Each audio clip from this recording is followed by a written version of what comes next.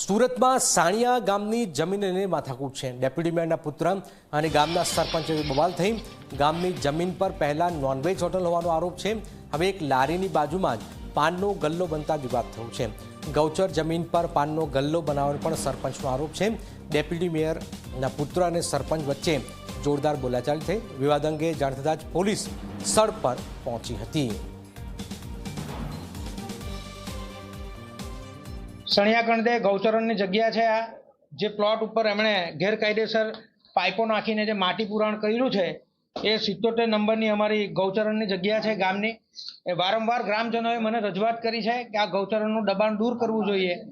અમે લોકોએ ખૂબ જ શાંતિથી એમની સાથે વાત કરી છે, તો છતાં એ લોકોએ કોઈ જાતનું અમને સામે રિસ્પોન્સ આપેલ નથી। ગઈકાલે અમે સ્થળ ઉપર સરપંચ તરીકેની જવાબદારી નિભાવવા જઈને પાઇપ કાઢવા જતાં એમણે જાતે વિડીયો બનાવીને વાયરલ કર્યો છે।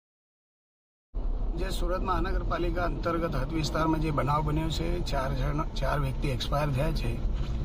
એ જગ્યા મેડિકલ કોલેજ હું હતો એ પરિવાર સાથે ત્યાં જ હતો। ત્યારે મેં સરપંચશ્રીને કીધું કે સરપંચશ્રી આપણે કાલે બેસીને ચર્ચા કરીશું, તો સરપંચશ્રીએ એ વાત માની નહીં।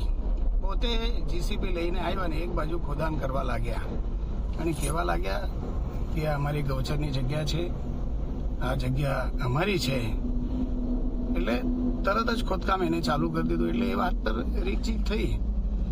સરપંચશ્રી કહે છે કે ભાઈ જમીન પચાઈ પાડવા માટે એવો અમારો કોઈ પણ પ્રકારનો ઈરાદો નથી।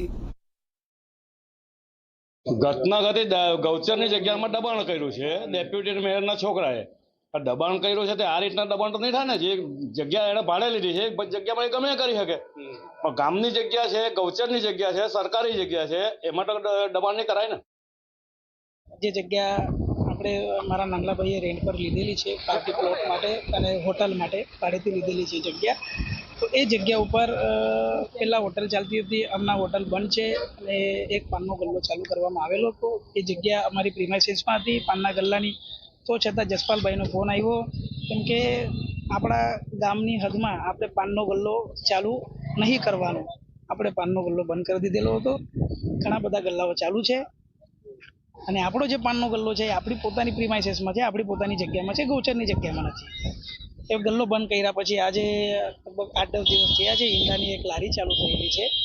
એ લારીને લઈને આપણા જસપાલભાઈ આ બધી ઘણી બધી એવી મગજમારીઓ કરી છે કાલે।